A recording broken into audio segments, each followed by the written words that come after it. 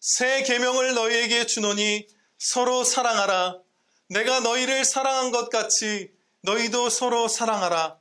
너희가 서로 사랑하면 이로써 모든 사람이 너희가 내 제자인 줄 알리라. 아멘. 본문 말씀 요한복음 13장 34절로부터 35절 말씀, 새 계명이라는 제목으로 선포하도록 하겠습니다. 여기서 새 계명 뒤에 느낌표가 있다고 생각하시면 돼요. 정말 행복한 말씀 배우도록 하겠습니다. 예수님께서는 곧 십자가를 지시고 이 땅을 떠나실 그날을 앞두고서 제자들에게 이 명령을 또 특권을 베풀어 주셨어요. 이 말씀은 당시 제자들과 우리 모두를 포함한 오고 오는 모든 성도들에게 너무나 큰 위로와 격려의 말씀입니다. 왜냐하면 우리가 지금 이 땅을 살아가는 날 동안 예수님을 육신의 눈으로, 성육신하신 예수님을 보면서 살아갈 수는 없지만 우리 한 성도 한 성도가 서로를 예수님의 마음으로 사랑하면서 우리가 다 함께 예수님의 품 안에 거할 수 있다. 예수님의 몸된 한 사람 한 사람이 서로를 예수님께서 만져주시듯이 사랑할 수 있다. 주님께서 우리의 심령에 이토록 충만히 함께 계신다라는 말씀이기 때문이에요. 그래서 이 말씀은 모든 시대 모든 성도들에게 너무나 큰 힘과 격려가 되는 그런 말씀입니다. 사랑의 계명은 구약 시대에도 주어졌던 것이에요. 그럼에도 불구하고 예수님께서는 새 계명이다 이렇게 말씀을 하고 계시죠. 새 계명이라고 하신 이유는 무엇일까? 이것은 경건한 신학자들이 바로 이거다라고 의견을 일치를 보고 있지는 못해요. 그렇지만 우리가 합당하게 성경 안에서 생각해 볼 수 있는 몇 가지가 있는데, 그 가운데 하나는 예수님께서 구약시대에 이미 모세오경에 주셨던 사랑의 명령이지만 그것이 자기 사랑, 그 이기심, 여러 가지의 그 어두움에 막 이렇게 파묻혀서 거의 유명무실한 그런 법처럼 되어 버렸었는데 그것을 새롭게 갱신하신 것입니다. 그냥 갱신하신 것이 아니라 바로 이날 제자들의 발을 만왕의 왕 하나님께서 씻어주셨고, 그리고 십자가 지러 가시잖아요. 우리 대신해서.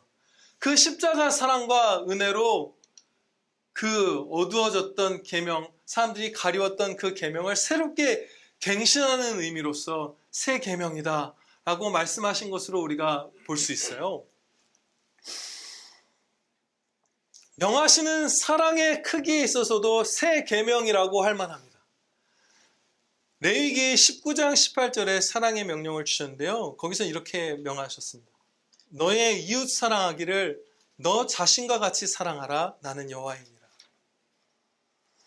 자기 자신과 같이 이웃을 사랑하라는 명령을 주셨다가 이제는 예수님께서 성도들을 사랑하신 것처럼 너희가 서로 사랑하라는 명령으로 바뀌었잖아요.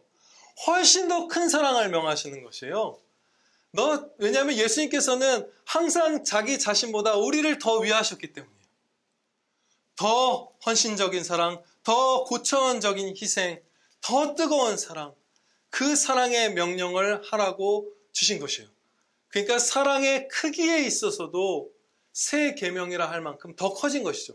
주님께서 우리에게 명하시고 또 부어주신 은혜가 더 커진 것이에요. 우리는 그 거룩한 사랑을 본받을 수 있다는 이 주님의 말씀에서 엄청난 힘을 얻습니다. 우리가 다른 사람을 사랑하지 못하는 이기심 때문에 얼마나 많이 신음해 왔던 거예요. 그렇죠?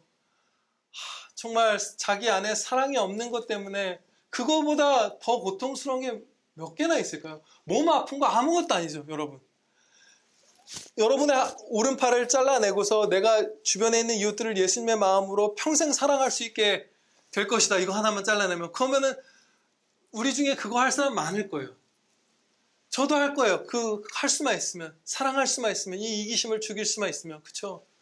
그런데 그것에서 주님을 따르기만 하면 벗어날 수 있다는 것이에요. 사랑할 수 있게 해주신다는 거예요. 예수님의 마음으로. 예, 서로 사랑하는 것을 막는 우리 마음에 있는 시기, 무슨 교만, 원망, 우리 마음의 가시들, 그 바리케이트들이 있잖아요. 사랑을 막는. 그것들을 다 걷어내고 사랑할 수 있게 해주시겠다는 약속이 이 명령 안에 포함되어 있습니다. 그래서 이 말씀을 우리가 들을 때 너무나 행복한 거예요. 주님을 진짜 굳게 신뢰하고 의지하면 사랑할 수 있게 될 것이기 때문에. 여기서 더욱 달콤한 것은 서로라고 예수님께서 말씀하신 거죠. 3번이나 서로라고 말씀하셨어요. 이것은 구약의 명령에서는 하시지 않았던 말씀입니다. 너 자신을 사랑하든 네 이웃을 사랑해라 이렇게 말씀하셨는데, 이제 너희가 서로 내가 너희를 사랑한 것처럼 사랑하라. 그 서로라는 말씀을 혹시나 해서 이 헬라어 성경을 찾아봤더니 거기에도 정말로 3번을 말씀하셨어요. 이 2절 사이에. 서로 사랑하라. 서로 사랑하라. 서로 사랑하라.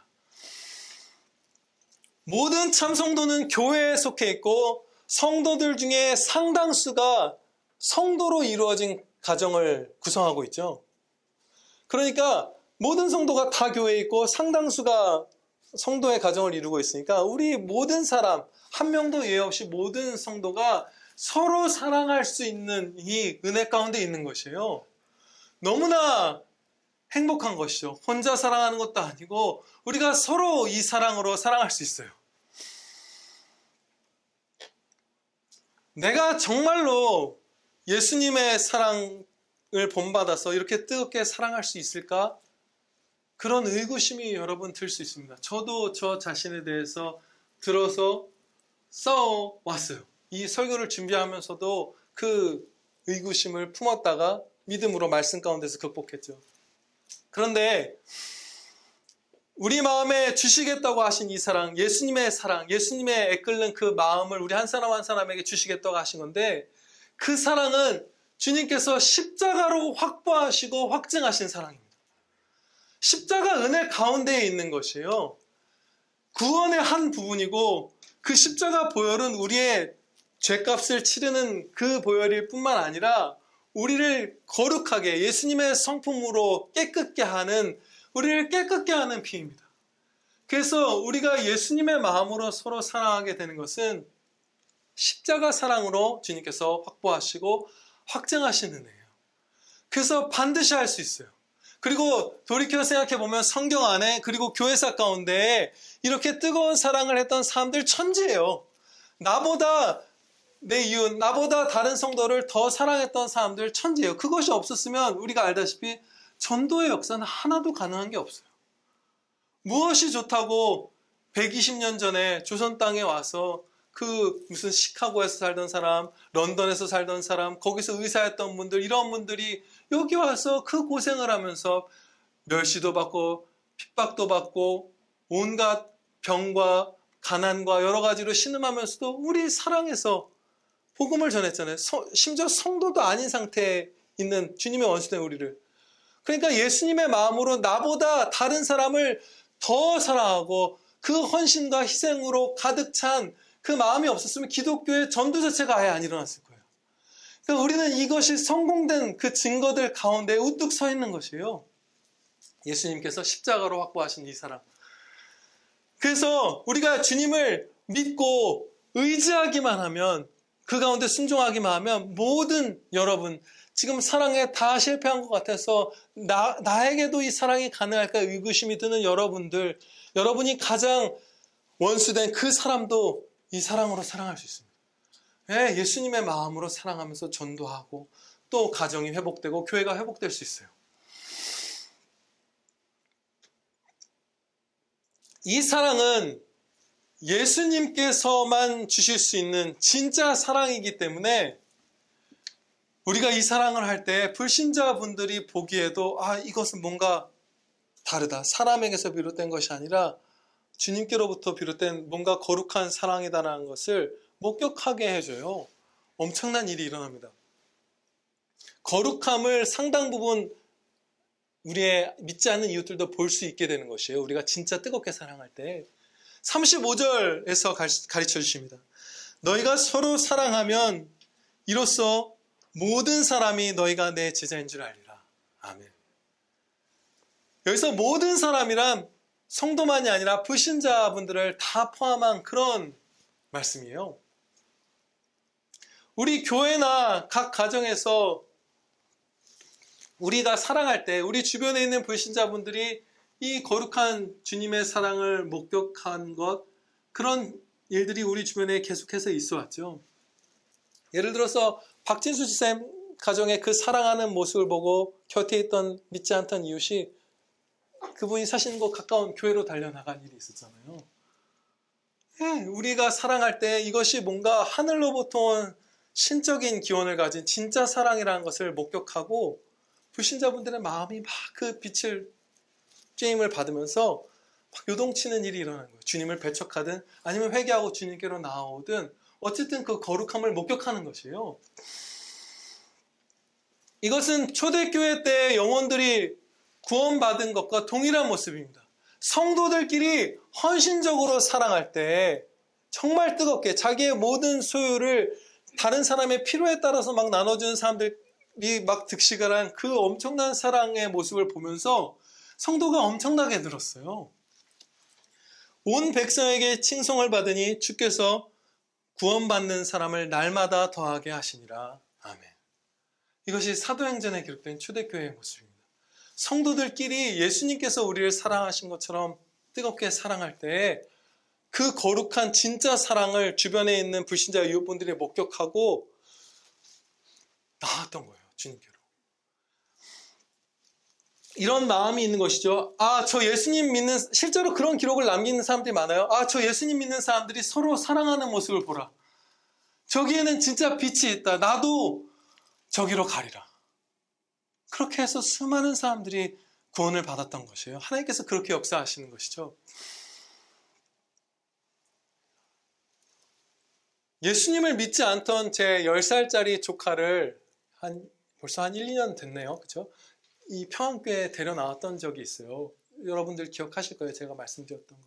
그때 저는 당연히 성현주 선생님, 그 아이가 교육받을 거니까 성현주 선생님 상 받을 거고, 또 우리 허다한 자매님이 아이들 참 사랑으로 잘 보살펴주고 대해주니까 우리 자매님한테 가서 특별히 부탁했어요. 진짜 사랑을 막 부어달라고 이제 제가 부탁을 했어요. 그런데 성현지 지사님, 허다한 성도님을 중심으로 여러분들이 다 그 조카를 사랑해 주셨죠. 근데 그때 그 아이가 보였던 반응에 진짜 놀라운 점들이 있습니다. 제가 이전에 이 사건을 얘기했던 것과 다른 부분에 집중을 해서 살펴볼게요. 진리를. 그 아이가 주일날 여기 평안교회에서 예배를 드리고 이제 6일이 지났죠. 토요일날 이제 깨서 나 교회 가야 돼요 이렇게 했대요. 이제 그러고 나서 교회를 갔는데 여기서 신기한 점이 있어요. 여기서 꼭 주목해 주세요. 뭐냐 하면 자기가 다은 자매님한테 받은 사랑, 성현주 집사님한테 받은 사랑이 그 각 개인에게서 비롯된 사랑이 아니란 걸 이 불신자 아이가 알았어요. 이거 예수님께서 주신 사랑이라는 걸 알았어요. 그래서 나 다은이 누나 있는 교회 가야 돼, 성현주 선생님 있는 교회 가야 돼라고 말하지 않았어요. 교회 가야 돼라고 한 거예요.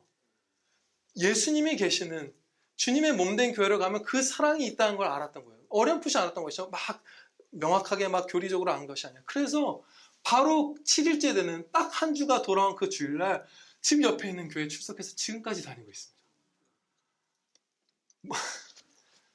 너희가 서로 사랑하면 이로써 모든 사람이 너희가 내 제자인 줄 알리라. 10살짜리 어린아이도 우리가 뜨겁게 사랑하고 이웃들을 섬기고 성도가 서로 사랑하는 모습을 볼 때 그 사랑이 사람에게서 비롯된 게 아니라 예수님이 주신 사랑인 걸 보는 것입니다. 너무나 기쁘고 감사하게도 이미 우리는 사랑하고 있죠. 각 가정에서나 교회에서나. 그런데 더 사랑할 수 있습니다. 우리가. 더욱더 크게 사랑할 수 있어요. 왜냐하면 예수님께서 이 사랑을 공급해 주시는 것이기 때문이에요. 우리 안에서 비롯된 사랑이 아니라 그 아이도, 10살짜리 아이도 깨달았다시피 예수님이 주시는 사랑으로 서로 사랑하는 것이기 때문에 우리는 지금 서로 사랑하는 것보다 훨씬 더 많이 사랑할 수 있습니다. 성도끼리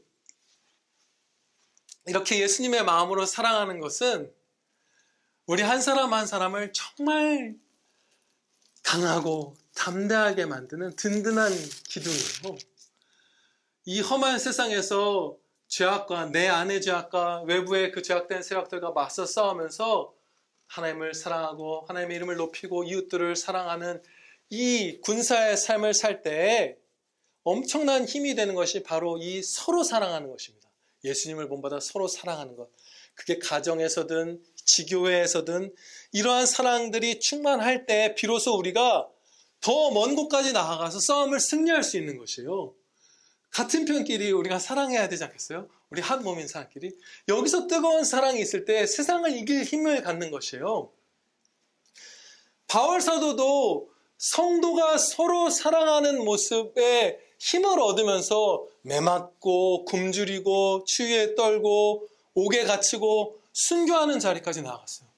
성도가 예수님의 마음으로 서로 사랑하는 것이 기쁘다, 힘을 얻었다 하는 고백들이 바울 서신에 얼마나 많은지 몰라요. 분명하게 이것은 우리를 지탱하는 든든한 기둥이 되는 것이에요. 서로 사랑하는 것, 뜨겁게 사랑하는 것이죠. 우리가 서로 사랑할 때, 진짜 많이 사랑할 때 힘을 넘치도록 공급받아서 우리의 삶이 날마다 세상 한가운데에서 이 양이 이리들 가운데 있는 것 같은 우리의 형편에서 새 노래로 매일 찬양 드리는 그런 삶이 될 텐데요. 정말 아름다운 한 가지 역사의 기록을 나누도록 하겠습니다. 1600년대에 스코틀랜드에 사무엘 루더포드라는 아주 경건한 신학자가 있었어요. 정말 탁월하고 경건한 분이었어요. 그런데 그분의 가정이 사랑으로 충만하기로 그 당시 주변에 유명했다고 합니다. 그래서 어느 날 실제 있었던 일이에요. 너무 얼마나 그 소문이 크게 퍼졌는지 성공회의 대주교인 어셔라는 분이 이 사무엘 루더포드 목사님 가정의 생활 모습, 또 기도하는 모습 이런 걸 너무 보고 싶었던 거예요. 근데 이 사무엘 루더포드 목사님은 장로교 목사님이거든요. 지금 우리 성공회와 장로교가 어느 거리감이 있는 것보다 그 당시엔 더했어요. 근데 너무 보고 싶어서 토요일 저녁에 가난한 사람 복장을 하고 대주교가 그 집 문을 두드린 거예요. 도와달라고, 가난한 여행객이라고. 당연히 그 사모님과 루더포드 목사님은 그분을 환대해서 밥을 먹이고 이분의 신앙 복음도 전하고 막 해야 되니까 신앙 상태도 물어보고 대주교인 걸 모르고 오늘 이런 계명 물어봤대요. 예수님께서 주신 계명 뭔지 아느냐.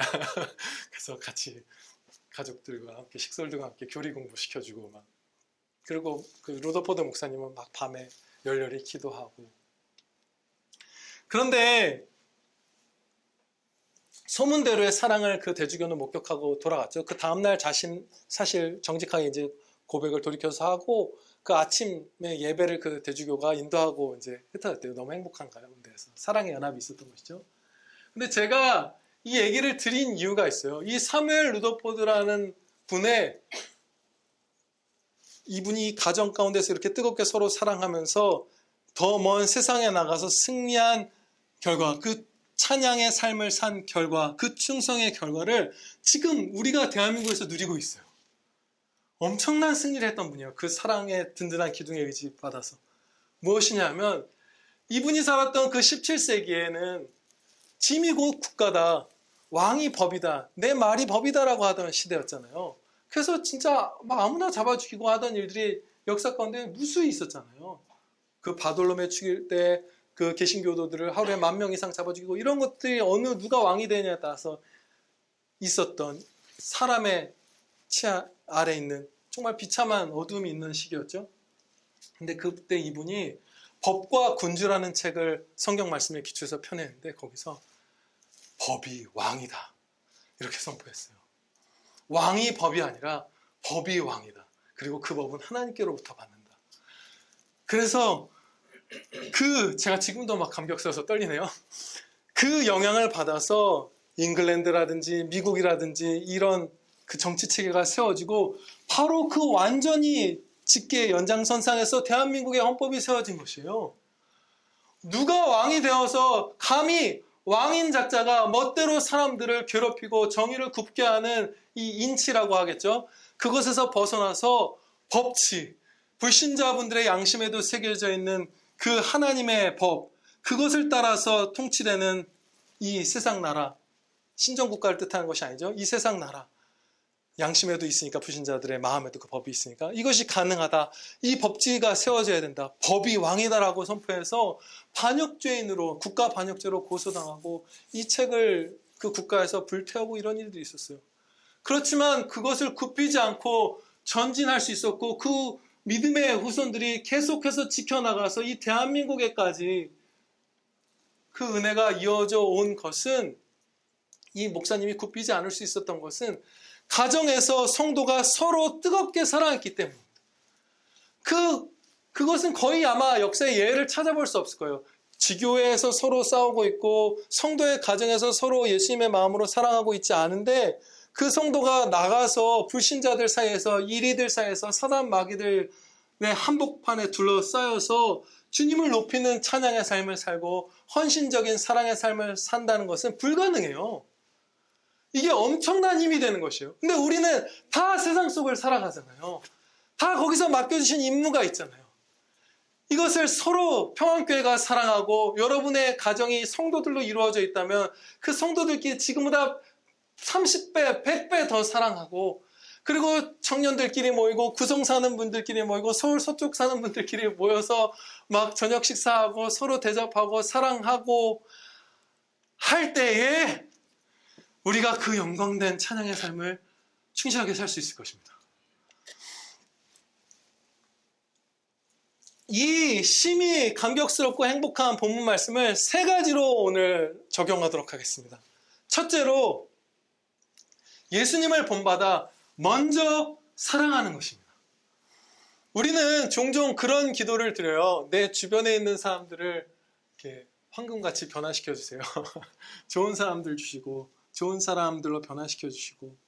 그럼 그거 합당한 간구예요. 그것이 나쁘다고 결단코 말씀드린 것이 아닙니다. 좋죠. 그럼 얼마나 사랑하기도 쉽고 얼마나 우리가 행복하겠어요. 그렇지만 주님께서는 그거보다 더 우선적으로 주시는 명령이 있습니다. 네가 정금이 되거라. 네, 주변을 황금처럼 변화시켜 주셔서 내가 편하게 사랑하고 편하게 가정생활하고 직장생활할 수 있고, 이것이 주님께서 각 성도에게 주시는 우선순위를 갖는 명령이 아니라, 우리 각 사람이 먼저 사랑하는 예수님의 성품을 가진 정금이 되는 게 주님의 명령이잖아요. 우리도 이 주님의 가르침을 따라서 먼저 사랑해야 하고, 그때 은혜가 충만해질 것입니다. 예, 아멘입니다. 둘째 적용입니다. 성도에게는 반드시 사랑스러운 점들이 있어요. 그 사랑스러운 점들을 찾아내는데 우리가 노력을 기울여야 합니다. 성도는 성령으로 말미암아 새 영혼, 새 생명으로 거듭난 사람들이잖아요.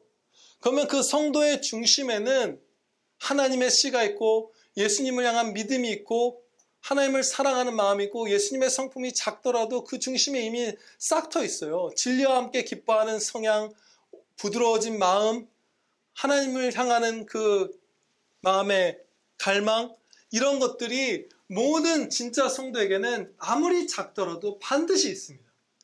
그리고 그 중심되는 그 믿음, 그 새 생명에 약동하는 그 생명력을 토대로 그 사람이 가진 개성들이 조금씩이라도 거룩하게 발휘되고 있어요. 그러니까 모든 사람마다 그 사람만의 정말 사랑스러운 점들이 성도라면 반드시 다 있는 것이에요. 그래서 우리가 결점에 집중하지 않고 이 사람의 사랑스러운 점을 찾으려고 애를 쓰면 그것이 보입니다. 그런데 약간 순서의 차이가 있는 것 같아요. 사랑하려고 아예 결단을 내리고 사랑을 시작하면 사랑스러운 점이 더 잘 보이고, 용서를 하면 용서가 막 쉬워지는, 그 이해되는 그런 정황들이 더 잘 보여요. 우리는 거꾸로 생각하죠. 이 사람이 나한테 잘못을 했는데 그럴 수밖에 없었던 그런 이해되는 정황들을 내가 이만큼 취득을 하면 용서하겠다. 이런 상태에 있으면 대부분 용서 못하고 끝납니다. 그렇죠? 사랑스러운 점들을 많이 내가 찾으면 그때 비로소 사랑하겠다라고 하면 사랑 잘 못하고 사실 찾기 전에 지쳐서 떨어져요. 사랑해야지 하고 결단을 하고 진짜 사랑을 시작하는 거예요. 희생을 하는 거예요. 그 사람한테 좋은 걸 주기 위해서 땀을 흘리고 진짜로 말하고 행동하고 축복 기도하면서 진짜 사랑을 실행해 나갈 때에 이 사람의 사랑스러운 점들이 더 잘 보입니다. 순서가 세상에서 말하는 것과 정반대예요. 사랑스러운 점들을 찾아야 사랑할 수 있는 게 아니라 사랑하기 시작하면 사랑스러운 점들이 더 보여서 그 열매가 풍성해지는 것이에요. 용서도 마찬가지입니다. 이 사람이 이렇게 나한테 잘못하는 것들의 원인, 이해되는 점들을 찾아서 좀 보이면 용서해야지라고 마음 먹으면 안 되고 그냥 용서하고 없던 일로 죄를, 주님께서 우리 죄를 무슨 일이 있었니라고 해주듯이 완전히 그 죄가 없던 것처럼 용서해 줄 때에 이래서 이 사람이 나한테 그랬구나. 그 안타까운 이 사람의 정황들, 살아온 길들 이런 것들이 더 잘 보이는 것이에요. 그냥 먼저 사랑하라는 첫 번째 적용하고도 연결되죠. 그냥 사랑하는 거예요. 그러면 이 사랑하는 점들이 보일 것이고 우리는 그것에 집중해야만 합니다. 이것이 두 번째 적용이고요. 세 번째 적용은 이 성도가 나를 위해서 무엇을 해줄 수 있을까 생각하는 것이 아니라 내가 이 사람을 위해서 무엇을 해줄 수 있을까 이 마음을 품고 전진해야 합니다. 우리는 거꾸로 될 때가 많아요. 여기서 이 적용, 이 진리를 묵상하면서 제 동기 목사님 한 분이 생각났어요. 그분이 이제 전도사 시절에 처음 사역지를 구할 때 정말 아름다운 마음을 품었어요. 내가 부임하게 될 교회 성도들에게 무엇을 줄 수 있을까? 그것에만 완전히 마음을 사랑으로 사로잡혔던 거예요. 그래서 계속 기도한 거죠. 웨스트민스터 소요리 문답으로 교리를 가르쳐 줄 수 있었으면, 아이들, 되게 부드러운 분이거든요. 아이들 사랑으로 담당해서 가르칠 수 있었으면, 또 젊은 30대 초중반 이제 되는 청년이니까 청년들도 맡아서 좀 그 말씀으로 먹이고 사랑할 수 있었으면, 이러면서 한 4가지, 3-4가지 정도 소원이 있었어요. 근데 사실은 그걸 다 하는 게 거의 불가능한 일이에요. 신대원을 다니면서. 아무튼 그분은 그걸 소원에 품고 막 기도하더라고요. 근데 교회에 이제 가서 담임 목사님하고 면접을 보는데 그 모든 걸 담임 목사님이 하나씩 다 얘기했어요. 교리를 가르쳐 주셔야 되는데 해주실 수 있나요? 아이들도 맡으셔야 되는데 해주실 수 있나요? 청년들 이런 거 모임 인도해 주셔야 되는데 할 수 있나요? 뭘 할 수 있나요? 근데 이 일들을 그분은 기도의 응답을 받은 거죠. 사랑을 내가 뭘 줄 수 있을까에 골몰을 했던 사람이잖아요. 예수님처럼. 그래서 그걸 다 승낙을 한 거예요. 그 다음에 이제 이분의 삶은 힘들죠. 왜냐하면 부교육자분들 사례비가 얼마 되지도 않으니까 무슨 근처에, 교회 근처에 좋은 방을 얻을 수도 없고 일은 너무 많으니까 교회에 있는 저런 방에서 대부분 자면서 그 설교 준비하고 밤새 기도하면서 그 사랑을 했던 것이에요. 근데 이분에 대한 얘기들을 좀 더 나눌게요. 정말 그런 마음으로 사는 사람은 참 삶이 풍족하고 아름다워요. 제가 이제 어느 합신에 있던 어느 날에 이제 그 다가오는 바로 며칠 뒤로 다가오는 그 주일날 창세기 1, 2, 3장에 대한 그 말씀을 연구해서 설교를 해야 되는 상황이었어요. 급하게 어떤 자료가 필요했어요. 그래서 창세기 1, 2, 3장을 이제 연구한 책이 합신의 서점에 있었는데 딱 한 권이 남았는데 누가 예약했다는 거예요. 봤더니 바로 그 전도사님이 먼저 예약을 했더라고요. 그래서 제가 찾아가서 제가 이런 사정인데 급하게 설교할 때 필요한데 바로 이번 주인데 이거 제가 먼저 좀 양보해 주시면 구매해도 될까요? 그랬더니 그 사정을 듣더니 진짜 밝고 따뜻하게 그럼 쓰셔야죠 이러는 거예요. 그러더니 그분이 어떻게 했냐면 바로 다음 쉬는 시간에 뛰어가서 그 책을 사다가 저한테 선물했어요. 그래서 여러분들에게 그 창세기 말씀을 증거할 수 있었고요. 근데 이렇게 사는 성도는 주님이 진짜 사랑하셔서 충만히 함께 하십니다. 그분이 설교하는 것을 딱 한 번 들었는데 지금도 듣고 싶어서 유튜브를 찾아봤는데 안 나와요. 세월이 좀 흐르면 나오겠죠. 근데 정말 단순하게 설교하는데 복잡한 분이 아니거든요. 근데 진짜 힘이 있어요. 기둥처럼 말씀을 선포해요. 그분이 선포하는 말씀이 빡빡 들리게. 평소에는 조용조용하고 이런 분인데 주님께서 함께 하셔서 그 말씀 선포에 능력을 주시는 거예요. 그리고 또 정말 섬세하게 주님께 쓰임받는다. 많이 쓰임받는 분이구나 느낀 게 뭐냐면 제가 합신을 다니는 동안에 정말 가장 슬펐던 날 중에 하나가 있어요. 아무한테도 티를 안 냈죠. 그 다음에 아무도 저의 그 모습을 못 봤어요. 왜냐하면 저는 그 학교 때부터 키가 큰 편이어서 맨 뒤에 앉는 거에 익숙하거든요. 맨 가운데 맨 뒷자리에 앉아 있어서 저만 혼자 아마 표정이 어두워서 저만 어두웠어요. 그리고 그분은 조그매요. 아마 습관일 거예요. 맨 앞줄에 앉거든요. 저랑 이제 나이 차이가 같은 학년인데 83년생 빠른 83년 친구인데, 근데 제가 이렇게 앉아서 서로 이제 존댓말하는 사이예요. 근데 제가 너무 슬퍼서 이렇게 딱 있는데 그 맨 앞쪽에서부터 갑자기 그분이 종이 땡치자마자 쉬는 시간에 저한테 걸어오더니 너무 공손한 자세로 전도사님 하면서 제 입에 사탕을 이렇게 넣어주는 거예요. 근데 30대 막 중반을 다가가는 남자들끼리 저는 평생 그런 그런 경험, 세상적으로만 막 느끼하고 이상한 경험은 처음 했어요. 근데 정말로 예수님의 마음으로 사랑하는 그 성도를 통해서 저를 만져주신 거예요. 예수님의 손길이었어요. 그건. 정말 얼마나 행복했는지 몰라요. 그분이 와서 아무 말 없이 사탕 하나를 넣어주고 돌아갔어요. 그 성령께서, 그리스도 영께서 그 전도사님과 충만토록 함께 하사 한 구석에서 신음하고 있던 그 주님의 몸된 똑같은 형제에게 보내주신 거예요. 그냥 말도 안 되는 일한 거예요. 와서 사탕을 주고 간 거예요. 그리고 말씀을 그렇게 성령 충만해서 선포하고 그렇게 무엇을 줄 수 있을까 생각하면서 행복하게 사는 그 성도의 모습을 보았어요.